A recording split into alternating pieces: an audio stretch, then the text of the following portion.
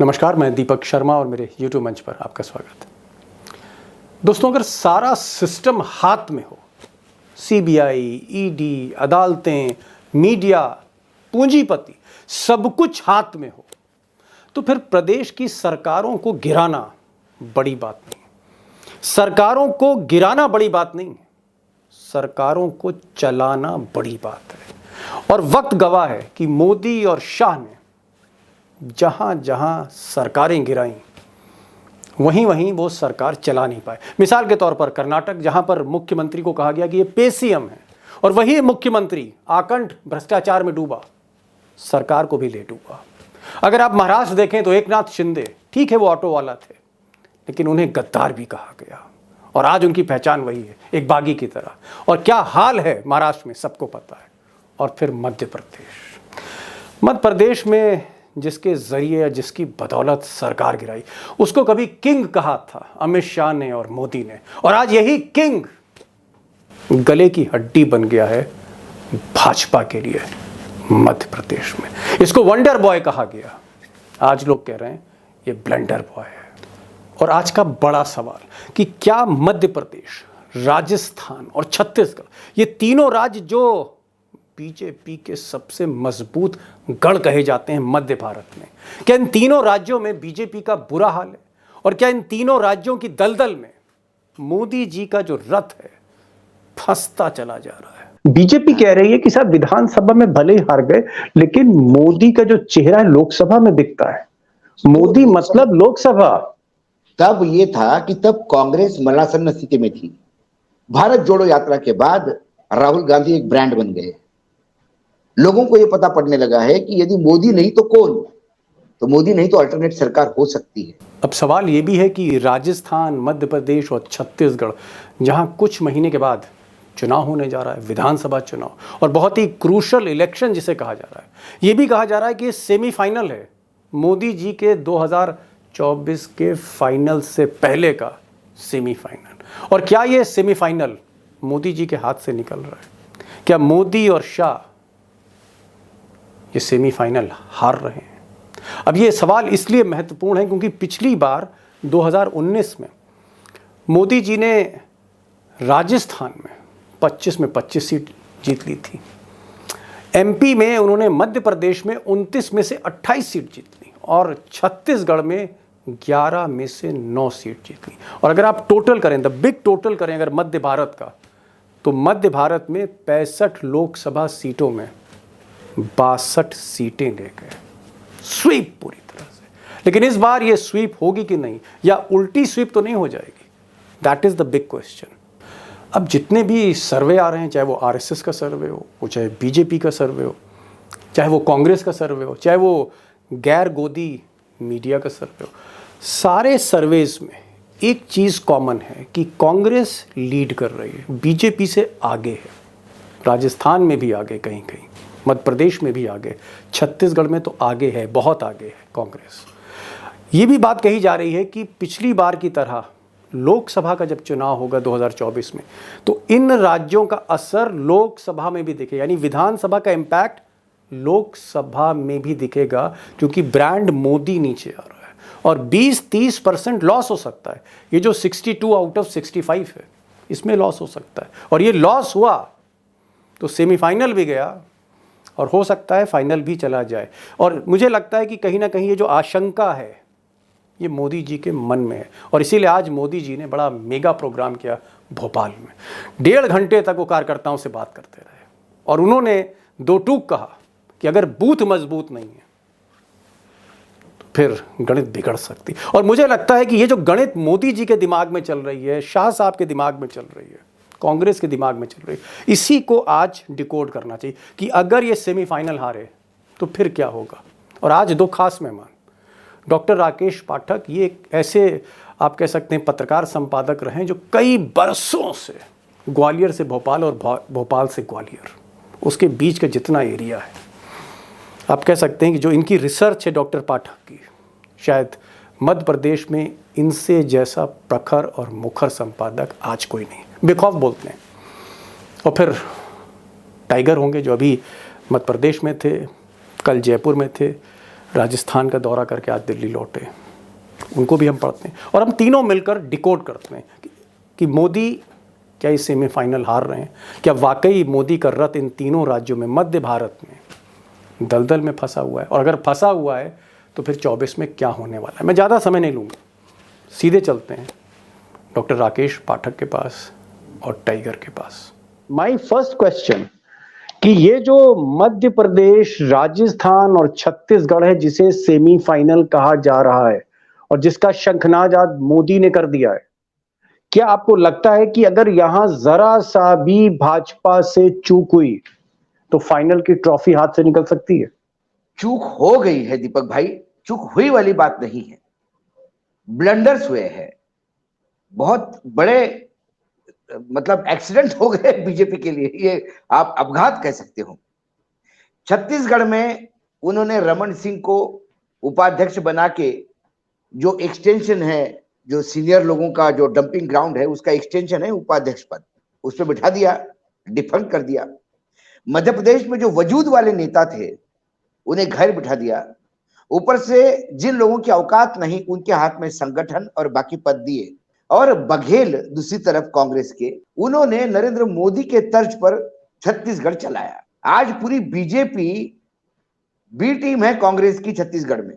अब मध्य प्रदेश और राजस्थान की बात करें तो दोनों राज्यों में बीजेपी बहुत ही दयनीय स्थिति में है, पुअर विकेट जिसको हम कहते हैं। दोनों राज्यों में बीजेपी कई शक्लों में डिवाइडेड है, मतलब इतना डिवाइडेड हाउस तो बीजेपी का और देश के किसी राज्य में नहीं होगा जितना मध्य प्रदेश और छत्तीसगढ़ में है। मध्य प्रदेश में राजस्थान और मध्य प्रदेश में, छत्तीसगढ़ में तो है ही नहीं बीजेपी, मध्य प्रदेश और राजस्थान में। मध्य प्रदेश में यह हालत है कि जो बीजेपी का सबसे बड़ा तबका है, जो नाराज बीजेपी है, वो बहुत लिमिटेड लोग जो सत्ता का सुख उपभोग रहे हैं, जो शिवराज बीजेपी है। तो नाराज बीजेपी शिवराज बीजेपी के पीछे लगी है, ये जो महाराज बीजेपी है इससे निजात दिलवा दो। महाराज बीजेपी यानी जो बाहर से पर्यटकों पर जो आए थे, सिंधिया, उधार का सिंदूर। ये मध्य प्रदेश में लोग भ्रष्टाचार से बहुत बुरी तरह से परेशान है। नाम मामा का, राज मामी का चल रहा है, गिने चुने ब्यूरोक्रेट्स राज कर रहे हैं, और कार्यकर्ता बुरी तरह से हतोत्साहित ही नहीं, नाराज जी। टाइगर मैं आपके पास आ रहा हूं, मैं डॉक्टर राकेश पाठक जी के पास जाऊंगा। डॉक्टर पाठक जी, अभी एक टाइगर ने बात की कि 50%, कर्नाटक में पोस्टर लगा था 40% कमीशन वाली सरकार, और मुझे भोपाल से कुछ लोगों ने फोन करके बताया कि यहां पर 40% नहीं 50% है। आप भोपाल में बैठे हैं, क्या वाकई 50% कमीशन वाली सरकार दिखती है? क्या वाकई भ्रष्टाचार गले तक आ गया, यहां तक आ गया? दीपक जी, मैं इसका सीधा उत्तर देने के बजाय आज के माननीय प्रधानमंत्री के भोपाल के भाषण की आपको याद दिलाना चाहता। प्रधानमंत्री ने आज 2 ऐसी बातें कह दी दीपक जी कि स्वयं शिवराज सिंह चौहान सन्निपात में पहुंच गए होंगे। एक तो उन्होंने घोटालों की बात कही, उन्होंने कहा कोई घोटालेबाज बख्शा नहीं जाएगा, जो घोटाला करेगा उसे छोड़ेंगे नहीं।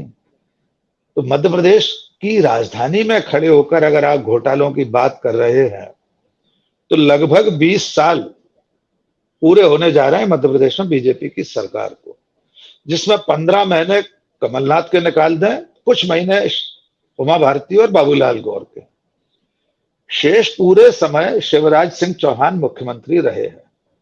और उनके ऊपर व्यापम घोटाला, ई टेंडर घोटाला, और अभी जो टाइगर भाऊ ने हमारे महाकाल घोटाले का जिक्र किया, इतनी लंबी फहरिस्त है मध्य प्रदेश में घोटालों की। और उस प्रदेश की राजधानी में प्रधानमंत्री का ये आह्वान एक तरह से ऐसा लग रहा था कि जैसे वे इशारों में मध्य प्रदेश के कुछ लोगों को कुछ संकेत देना चाहते हैं। दूसरा एक या तो संकेत दे रहे होंगे या उन्हें कुछ मालूम नहीं, वो 2 ही चीज हो सकती है। 2 ही चीज, हाँ, ये भी हो सकता है। सतपाल मलिक कहते हैं उन्हें कुछ मालूम नहीं रहता है, इल इन्फॉर्म्ड व्यक्ति है नरेंद्र मोदी। दूसरी बात दीपक जी, उन्होंने और भी हैरत अंगेज कही है। उन्होंने कहा है कि पेट्रोल की कीमतें कम करने के लिए हम, यानी केंद्र सरकार सब्सिडी देती है, लेकिन जो गैर भाजपा शासित राज्य हैं उन्होंने जनता तक ये लाभ नहीं पहुंचाया, और पेट्रोल की कीमतें उन्होंने गिनाई। बिहार, राजस्थान, तमिलनाडु, केरल, सबकी कीमतें गिनाई। लेकिन दीपक जी, इतना भयावह बूमरैंग हो गया है ये कि मध्य प्रदेश में आज की तारीख में 27 जून 2023 पेट्रोल की कीमत 108 रुपए है। अच्छा, मैंने अभी 108 आपकी है? डिबेट शुरू, जी 108 रुपए है। 108। चलिए, अभी आप चेक दिल्ली कर में लीजिए, मैंने इसीलिए डिबेट शुरू होने से पहले उसे फिर से चेक किया। तो जी। माननीय प्रधानमंत्री क्या शिवराज सिंह पर आक्षेप लगा रहे थे?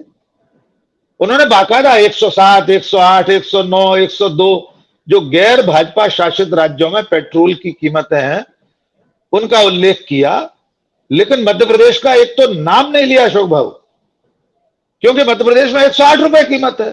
तो क्या प्रधानमंत्री सचमुच में इतने इल इन्फॉर्म्ड हैं कि पीएमओ में उनका भाषण तैयार करने वाले लोग ये नहीं जानते कि जब आप पेट्रोल की कीमतों की बात करेंगे, गूगल कर लेते ना भाषण लिखने वाले, थोड़ी देर के लिए देख लेते भोपाल में कितनी कीमत है, शहडोल में या ग्वालियर में कितनी कीमत है।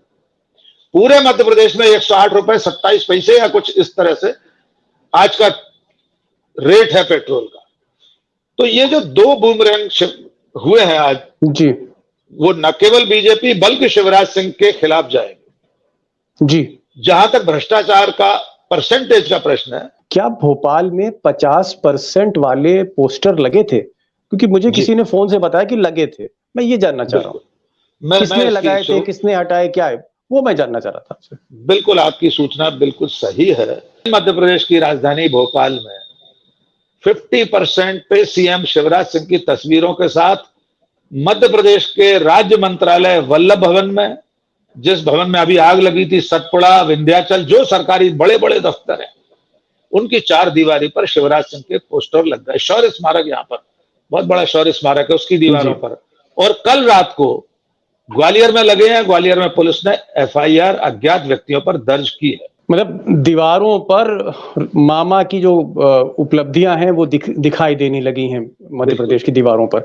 टाइगर, मैं आपके पास आ रहा हूं और एक ऐसा प्रश्न पूछ रहा हूं जो मैं उस पर मैं एक कमेंट जो है बाद में डॉक्टर साहब से भी लूंगा। मेरा सवाल ये है कि माधवराव सिंधिया के बेटे ज्योतिरादित्य सिंधिया, राजकुमार, प्रिंस ऑफ मध्य प्रदेश कह लीजिए या किंग कह लीजिए, जो भी कह लीजिए, इनको अमित शाह और जब मोदी जी तोड़कर लाए थे और इन्होंने सरकार कमलनाथ की गिरा दी थी, तो ऐसा लग रहा था कि भाई जो नया किंग है वो ज्योतिरादित्य सिंधिया है। Scindia is the new king. और जैसे एक बहुत बड़ा कोई वंडर बॉय हाथ लग गया अमित शाह के, इस तरह से प्रोजेक्ट किया जा रहा था। लेकिन आज की तारीख में लोग कह रहे हैं कि साहब ये जो वंडर बॉय है यही ब्लंडर बॉय हो गया है मध्य प्रदेश के लिए। He is the blunder, is not wonder. क्या ये बात सही है कि ज्योतिरादित्य सिंधिया एक बहुत बड़ी भूल थे अमित शाह के, और अमित शाह ऐसा चाणक्य जो बार बार गलती कर रहा है और मोदी जी फंस रहे हैं? बाय एंड लार्ज 99% जहां जहां इन्होंने सरकारें जुगाड़ से बनाई हैं वो सब ब्लंडर साबित हो रही है। महाराष्ट्र में ब्लंडर साबित हो रहा है, मध्य प्रदेश में ब्लंडर साबित हो रहा है, कर्नाटक देख ही लिया हमने। बिल्कुल, कर्नाटक देख ही लिया आपने। बंगाल में भी इन्होंने 34 एमएलए तोड़े थे, उसमें से 32 चुनाव हार गए, डिपॉजिट जब्त हो गया। नहीं, मैं सिंधिया के ऊपर आ रहा हूं। वंडर या ब्लंडर? सिंधिया ब्लंडर, महाब्लंडर है, छोटा मोटा नहीं। मध्य प्रदेश है सबसे बड़ा, मतलब भूभाग, जब छत्तीसगढ़ साथ में था तो भूभाग में सबसे बड़ा राज्य था। मध्य प्रदेश में महाकाल भी है, मध्य प्रदेश में महाब्लंडर्स भी है, मध्य प्रदेश में महाभ्रष्टाचारी भी है, और मध्य प्रदेश में महाव्याभिचारी भी मिल जाएंगे आपको। तो जो महाकाल के यहाँ भ्रष्टाचार करने में कम नहीं सोचते, तो उसकी तो बाकी लोगों का तो छोड़ दीजिए। जो बेसिकली एक पावर बैलेंस होता है संगठन में, बीजेपी खासकर माधवराव सिंधिया जिस बेल्ट से आते हैं, डॉक्टर पाठक मुझे लगता है उसमें ज्यादा, क्योंकि वो क्षेत्र से है जी। वहां पे नरेंद्र सिंह तोमर अपने आप को बीजेपी के राजा मानते। 53 साल बाद यदि ग्वालियर की मेयर पोस्ट कांग्रेस को जाती है तो ये वो ब्लंडर है जो ज्योतिरादित्य जी को आपने लिया, उसका खामियाजा वहां भुगतना पड़ा, क्योंकि नेता आ गए, नंबर पूरा हो गया, सरकार बन गई, कार्यकर्ता नहीं एक दूसरे में एडजस्ट हो पा रहे। जैसे पाकिस्तान में जो भारतीय मुसलमान गए उन्हें हमेशा दुय्यम दर्जा दिया जाता है, वैसा ही दुय्यम दर्जा इन तमाम कांग्रेसियों को बीजेपी में मिलता है, जो पहले कांग्रेस में बहुत बड़े स्टेटस पे एंजॉय कर रहे थे, लाइफ सत्ता भोग रहे थे। अब वो बीजेपी में उससे ज्यादा भोगने गए तो अब उनके भोग नसीब में आ गए, वो भी भोग रहे हैं और बीजेपी वाले भी भोग रहे हैं। बार बार लोग ये कह रहे हैं कि इन लोगों के भ्रष्टाचार की वजह से बीजेपी बदनाम हो रही है। महाराज स्वयं सोच रहे थे कि उनको बहुत अच्छा ओहदा मिलेगा, लेकिन क्या मिला? एक ऐसा मंत्रालय जिसमें सब कुछ बिक गया है। और जो लोग ब्यूरोक्रेट, रिटायर्ड जो ब्यूरोक्रेट पहले दलाली करते थे, बाद में वो राज्यसभा बन के मंत्रालय में पहुंचे हैं, उनके पास 3-3, 4-4 बड़े डिपार्टमेंट है। और ज्योतिरादित्य जिसने मध्य प्रदेश में बीजेपी की सरकार बनवाई, उनके पास ऐसा मंत्रालय दिया जिसमें से एयर इंडिया भी बिक गया, सब बिक गया, कुछ है ही नहीं उनके पास। बस एक डीजीसीए है, बस नोटिस देते हैं वो एयरपोर्ट को, एयरलाइंस को और एयरपोर्ट को। एयरपोर्ट अडानी के पास है, वहां नोटिस देने की हिम्मत नहीं है। महाराजा सिंधिया का इतिहास कुछ भी भला हो, लेकिन वर्तमान में वो अडानी के सामने बोले हैं, उनकी औकात नहीं कि अडानी जी के एयरपोर्ट पे कोई नोटिस दे दे, या अडानी जी को कहे कि ये एयरपोर्ट आपको लेने थे, 2 साल हो गया, आपने इस एयरपोर्ट पे हाथ नहीं लगाया। क्या एक चीज मैं पूछूं, टाइगर जिस तरह से देवेंद्र फडणवीस का जो कद घटा, महाराष्ट्र में विलेन हो गए, वो नायक से खलनायक हो गए, क्या उसी तरह से महाराज जो है, ना महाराज रहे ना सिंधिया रहे? लोग तो अभी मुझसे कह रहे थे, डॉक्टर साहब बता रहे थे कि लोग महाराज नहीं कहते, लोग भाई साहब कहते हैं, को भैया बुलाने लगा है। बिल्कुल, तो भैया हो गए। तो क्या आपको लगता है कि फडणवीस की तरह सिंधिया का भी कद बहुत नीचे आया है? क्या वो नायक से खलनायक बन गए, from a hero to a villain? क्या उनका जो राजनीतिक हैसियत है कम होती चली जा रही है? आज मैं देख रहा था मोदी जी भाषण दे रहे थे, वो बैठ के सुन रहे थे जहां बाकी कार्यकर्ता थे। उनका कद कम नहीं हुआ, कद नष्ट हुआ है दीपक भाई। नष्ट हुआ। सिंधिया परिवार है। आप राजमाता जी का कद देखिएगा, ये वही राजमाता जी है जिन्होंने विरोध की धुरी इस देश में विपक्ष को जिंदा रखा। ये रही राजमाता है जिन्होंने संघ और जननायकों को जिंदा रखा। संविधान सरकार स्थापन करने का जो पहला प्रयास हुआ था एंटी कांग्रेस, उसकी जनक राजमाता थी। राजमाता की एक बेटी वसुंधरा आज पूरे मध्य राजस्थान को हिलाए बैठी हुई है। टाइगर एक मिनट, राजनीति कर रही है। टाइगर एक मिनट, डॉक्टर साहब से मैं क्विक रिएक्शन लूंगा। डॉक्टर साहब ये बताइए कि ये जो बहुत गंभीर बात कह दी, बहुत बड़ा सवाल लगा दिया, टाइगर ने कहा कि सिंधिया की राजनीति में जो उनका जो कद है सियासत में, वो कम नहीं हुआ, कद ही खत्म हो गया, नष्ट हो गया। क्या ये बात सही है कि सिंधिया की अब पॉलिटिकल हैसियत जीरो होने जा रही है? क्या ये बात सही है? भविष्य में क्या राजनीतिक रूप से कमजोर हो गए बहुत ज्यादा वो? और क्या वो अमित शाह के खेल में फंस के बर्बाद हो गए? देखिए, अभी बर्बाद हो गए कहना थोड़ी जल्दबाजी होगी, क्योंकि केंद्र में मंत्री हैं, जिस डील के साथ वे गए थे दल बदल करके, उन्होंने वो हासिल कर लिया। लेकिन उसकी कीमत वो कितनी अदा कर रहे हैं, इसके 2 उदाहरण मैं सिर्फ देना चाहता हूं। जब वे कांग्रेस में थे, उनके सोशल मीडिया हैंडल्स देख लीजिए दीपक जी, 20 मार्च 2020 से पहले वाले। कांग्रेस में रहते हुए भारतीय जनता पार्टी के लोग या उनकी ट्रोल आर्मी भी उन्हें कभी ट्रोल नहीं करती थी। उनके ट्विटर हैंडल पर एक कमेंट उनके खिलाफ नहीं होता था। लेकिन आज की तारीख में स्थिति यह है, ज्योतिरादित्य सिंधिया चाहे नरेंद्र मोदी के कसीदे पढ़ें या विकास की बात करें या अपने पुरखों का गौरव गान करें, हजारों कमेंट, हजारों रिट्वीट उनके खिलाफ होते हैं। दूसरी बात, कांग्रेस में रहते हुए गुटबाजी का शिकार वे थे, इसे कोई इनकार नहीं कर सकता, एक खेमा दूसरा था, लेकिन फिर भी उनका सम्मान पूरा था। उन्हें कांग्रेस के विपक्ष दूसरे खेमे के नेता श्रीमंत से कम संबोधन नहीं करते थे। खुद दिग्विजय सिंह महाराज और श्रीमंत कहते थे। मतलब आपका ये कहना है कि उनको श्रीमंत महाराज, लोग झुक के सलाम करते थे, आदाब करते थे? बिल्कुल, बड़े बड़े लोग मंच से श्रीमंत महाराज की ही उद्बोधन होता था, उनका संबोधन होता था। लेकिन अब न केवल भारतीय जनता पार्टी में वे भाई साहब कहलाने लगे हैं, उससे भी बड़ी बात, बीजेपी के सांसद जिन्होंने उन्हें चुनाव हराया था, डॉक्टर केपी यादव एक इंटरव्यू में ज्योतिरादित्य सिंधिया को मूर्ख बता रहे हैं। बीजेपी का एक बीजेपी के एक पूर्व विधायक उज्जैन के, जो बीजेपी के जिलाध्यक्ष रहे हैं, संघ की धारा से आते हैं, उन्होंने नामर्द कहा है। मुझे ग्वालियर का निवासी होने के नाते भी खेद होता है दीपक जी, ज्योतिरादित्य सिंधिया जिस सम्मान के लिए बीजेपी में गए थे, वो सम्मान उनका तिरोहित हो गया है। टाइगर के पास जा रहा हूं। जो टाइगर अभी जो बातचीत हो रही है, आपने जो बताया, जो डॉक्टर साहब ने बताया, मुझे तो ऐसा लग रहा है करप्शन 50%, कर्नाटक से ज्यादा। ज्योतिरादित्य सिंधिया जो हीरो थे वो विलेन हो गए। इसके अलावा पब्लिक में आक्रोश, तेल सबसे ज्यादा महंगा, और भी बहुत से मुद्दे हैं, और पार्टी के अंदर एक जबरदस्त असंतोष है। तो मुझे तो लग रहा है कि बहुत मुश्किल विकेट पे मध्य प्रदेश में बीजेपी खड़ी है। अगर वाकई मध्य प्रदेश में इतनी मुश्किलें हैं मोदी जी के लिए, अमित शाह के लिए, तो फिर लोकसभा में क्या इस बार 29 में 28 सीटें नहीं मिलने वाली बीजेपी को? यदि विधानसभा में 50-60 तक बीजेपी निपट सकती है तो फिर वो 29 से 28 जो आई थी पिछली बार, वो 8 पे टिक जाए तो आश्चर्य नहीं होगा। वो 8 भी सीटें स्वयंभू होगी अपने बलबूते पे। ये जनता का आक्रोश देख के पता पड़ता है। दूसरी बात, नरेंद्र मोदी जी भी जानते हैं कि उनके पास डिलीवरी के नाम से कुछ नहीं है। आज यदि उनका भाषण जो भोपाल में उन्होंने दिया है, वो भाषण वही परिवारवाद पे था, वही भाषण बीजेपी के कांग्रेस के जमाने के 2G और कोयला स्कैम पे था। अरे भाई, बीजेपी कांग्रेस के टाइम में जो भ्रष्टाचार हुआ, 9 साल क्या करते रहे आप? तालियां बजाते रहे? या सिर्फ विदेश यात्राओं को फुर्सत नहीं थी आपको? क्या मंगलयान गिनते रहे? इस 9 सालों में कांग्रेस के भ्रष्टाचारियों को जेल के पीछे क्यों नहीं किया आपने? क्या मजबूरी है इस सरकार की? यह तमाम भ्रष्ट लोग जिनको जेल में जाना था, उनको अपने पाले में बिठा के कमल ब्रांड साबुन से नहला के आप अपने पास लाए हो, इसलिए आपके पास कोई लोग नहीं जिनको आप अंदर कर सकते। आज हंस रहे थे लोग उनके भाषण पे, जब लोग कह रहे थे कि वो 2G का घोटाला हुआ और कोयल का घोटाला हुआ। अरे भाई साहब, घोटालों की धरती पे महा घोटालों के सम्राट के सामने आप कौन से घोटालों की बात कर रहे हैं? वो तो ऊंट के मुंह में जीरा है। या ऊंट जो रोज आपको खा रहा है मध्य प्रदेश को, उसका क्या? किसानों से प्याज खरीदा, साफ प्याज सड़ गया क्योंकि उसमें घोटाला। गेहूं परचेसिंग घोटाला।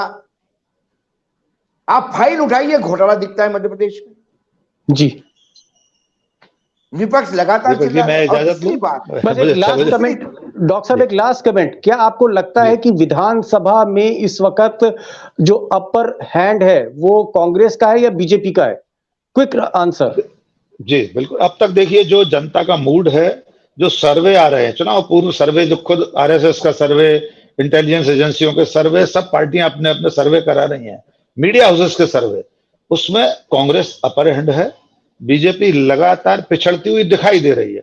चुनाव परिणाम क्या होंगे हम नहीं जानते। जी टाइगर, ये जो भी समअप हम करते हैं इसको, अभी डॉक्टर साहब ने कहा कि चाहे वो आरएसएस का सर्वे हो, चाहे बीजेपी का सर्वे हो, चाहे कांग्रेस का सर्वे हो, चाहे मीडिया का सर्वे हो, किसी का भी सर्वे, जो भी सर्वे आ रहे हैं उसमें मध्य प्रदेश में कांग्रेस आगे है। राजस्थान का भी आपने दौरा किया, मैं संक्षेप में चाहूंगा, 1.5-2 मिनट में जवाब चाहूंगा। क्या राजस्थान में भी स्थिति मध्य प्रदेश जैसी है? और क्या अमित शाह और मोदी ने जिस तरह से वसुंधरा राजे को हाशिए पे रखा, क्या वही अब उनका फैसला भारी पड़ रहा है? बिल्कुल। जो गलती उन्होंने छत्तीसगढ़ में रमन सिंह को और स्थापित नेताओं को निपटाने में की, वही गलती उन्होंने राजस्थान में की। राजस्थान में वसुंधरा के बगैर ठोर नहीं। एक पिछले चुनाव में नारे लगे थे, मोदी तुझसे बैर नहीं, वसुंधरा तेरी खैर नहीं। आज बीजेपी वाले कहते हैं कि वसुंधरा जी के सिवाय ठोर नहीं। एक वसुंधरा ही जी है कि जो हर बूथ पे जिसका वोटर है। बाकी बीजेपी के जितने भी पैराट्रूपर वो जोकर साबित हुए, जो अपने कॉन्स्टिट्यूंसी में लड़ नहीं सकते। दूसरी ओर बीजेपी ने एक प्रयास वहां फिर किया, ऑपरेशन कमल, सचिन की वजह से, सचिन को लेकर, वो लगातार फेल हुआ। सचिन नहीं अपेक्षाएं पूरी कर पाया, वो नंबर पूरा कर पाया। कि राजस्थान में यदि सचिन पायलट अलग भी हो जाते तो कुल 4 जिले हैं, भरतपुर से लेके अजमेर के तक, वो जो बेल्ट है उस जाट बेल्ट, गुजर बेल्ट, और गुज्जर भी 100% इनके साथ नहीं है। Point number 1। पॉइंट नंबर 2, यदि गुज्जर अलग हो जाते हैं तो मीना कांग्रेस की तरफ ड्रिफ्ट हो जाते हैं। बीजेपी में अंतर कलह इतना है कि वसुंधरा जी को भी छोड़ दिया तो बाकी बचे हुए एक दूसरे का प्राण लेने में पड़े हुए, तुले हुए। टाइगर, अब मैं फाइनल क्वेश्चन पे आ रहा हूं, सम अप कर रहा हूं इस पूरे बहस को, इस पूरे डिस्कशन को सम अप करना चाहता हूं। अगर हम एक टोटल सिनेरियो देखें, अगर एक पूरा सिनेरियो हम 360 डिग्री देखते हैं, छत्तीसगढ़ में 11 सीटें हैं, पिछली बार बीजेपी 9 सीट जीती थी। मध्य प्रदेश में 29 सीटें हैं लोकसभा की, पिछली बार मोदी जी 28 सीट पे जीते थे। और राजस्थान में 25 सीटें हैं और 25 इसलिए 25 जीती थी क्योंकि एक उनके साथ एनडीए का उनका ही कैंडिडेट था, तो 25 में 25 जीती, यानी स्वीप, क्लीन स्वीप किया। कुल मिलाकर आप देखें तो 65 सीटें हैं इस मध्य भारत की बेल्ट में, सेंट्रल इंडिया की बेल्ट में। इसमें अगर 65 में से 62, 65 में से 62 सीटें, 62 सीटें जीती थी। आपको क्या लग रहा है कि इस वक्त जो आप पूरे ग्राउंड सिचुएशन को देख रहे हैं, ग्राउंड जीरो पे, आपको क्या लग रहा है कि ये जो 62 सीटें हैं ये घटेंगी या मोदी के नाम पर फिर वोट मिल जाएगा? हिंदुत्व का कार्ड नहीं चल रहा है, ये खुद ऑर्गेनाइजर चल रहा है। मध्य प्रदेश में हालत बुरी है, छत्तीसगढ़ में वो स्थिति नहीं रहेगी। थोड़ा बहुत चांस उनको राजस्थान में लोकसभा सीटों का है, लेकिन वहां पे जो फ्रीबीज वाला है वो बराबर की टक्कर अशोक गहलोत दे रहे हैं। तो मुझे नहीं, लेकिन यहाँ मैं आपको टोक रहा हूं। बीजेपी कह रही है कि साहब विधानसभा में भले ही हार गए, लेकिन मोदी का जो चेहरा है लोकसभा में दिखता है। मोदी मतलब लोकसभा।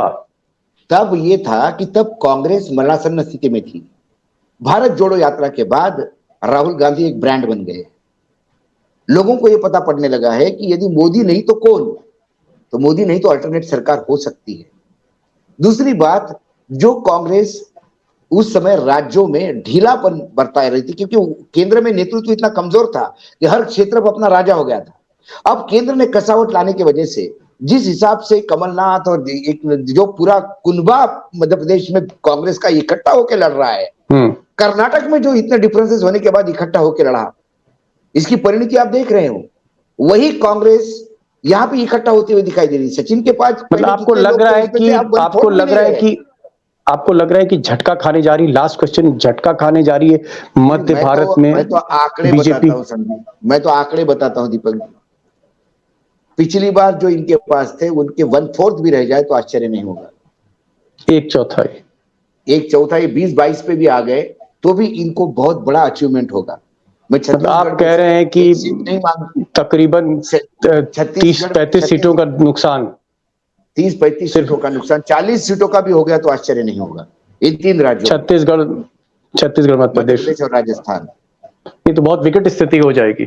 बहरहाल टाइगर, आप जिस तरह की सिनेरियो बता रहे हैं कि अगर ये जो मध्य भारत की जो पट्टी है, जहां से मुकुट पहना मोदी ने, जहां पर स्वीप किया, पिछली बार झाड़ू लगा दी सीटों की उन्होंने, और छक के सीट ले गए, थोक के भाव होलसेल में ले गए। आज आप कह रहे हैं कि रिटेल में भी सीट उनको नहीं मिल रही इस बेल्ट में। इसका मतलब कहीं ना कहीं संकट गहरा रहा है। और मुझे ऐसा लगता है कि जो असली घमासान है 24 से पहले, वो भोपाल में दिखेगा, वो रायपुर में दिखेगा, वो जयपुर में दिखेगा। मध्य भारत में भीषण युद्ध होगा, एक डिसाइसिव बैटल होगा। इंतजार करते हैं उस बैटल का। टाइगर, आप आए और उससे पहले डॉक्टर हमारे साथ पाठक भी थे। आप दोनों का बहुत बहुत शुक्रिया।